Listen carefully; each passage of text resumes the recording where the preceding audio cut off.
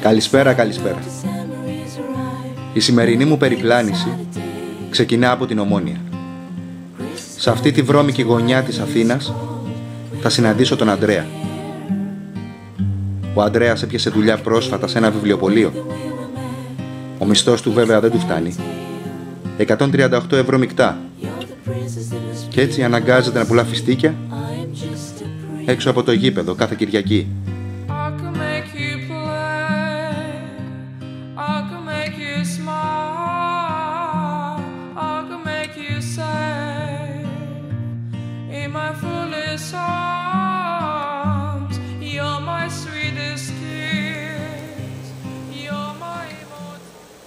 Φιστικιά. Και ηλιοσπρό.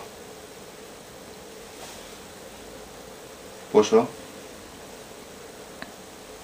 1 και 2 ευρώ. Εντάξει.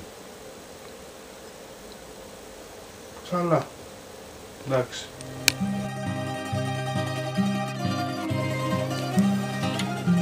Ήταν το βλέμμα του και αυτή η παιδική αφέλεια στις απαντήσεις του που με έκανε να νιώθω σαν να τον ξέρω χρόνια. Θα μπορούσα για ώρες να μιλάω μαζί του. Τι άλλα? Πεινάω.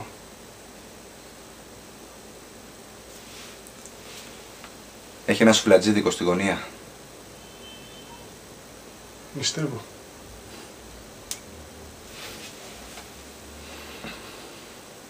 Είσαι και της εκκλησίας. Μπορείς να κάνεις κι αλλιώς.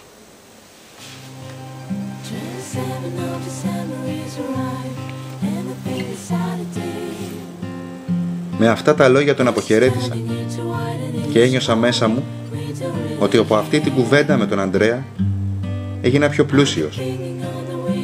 Όχι μόνο υλικά καθώς τα νούμερα έχουν βαρέσει κόκκινο, αλλά και πνευματικά. Επόμενος σταθμός Εξάρχεια. Εκεί θα συναντήσω τον Κανέλο. Ο Κανέλος είναι χρόνια χρήστης ουσιών και κάνει τη δική του προσπάθεια. Όπως μου εκμυστηρεύτηκε, ο αγώνας του είναι δύσκολος, αλλά με πίστη θα βγει νικητής.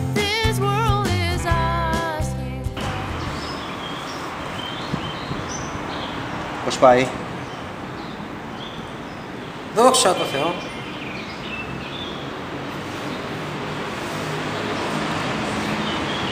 Πώς έμπλεξες? Γνώρισα μια κοπέλα, την Κατερίνα. Έπινε αυτή. Μη με λέει και με φλόγα. Πήρες κι εσύ? Άδειψη, δε. Για όλα δηλαδή φταίει μια γυναίκα. Ακριβώς. Πήρ, γυνή και θάλασσα. Και τώρα είσαι καθαρός.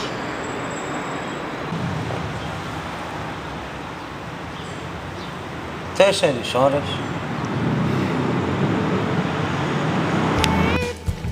Αυτή η αφοπλιστική του ειλικρίνεια με έκανε να τον δω με άλλο μάτι. Πίσω από την εικόνα του πρεζάκια που βαράει ντάγκλα στην πλατεία, είδα τον Κανέλο. Τον άνθρωπο που δίνει τη δική του μάχη για επιβίωση. Και είμαι σίγουρος ότι θα βγει νικητής. Καλό σας βράδυ.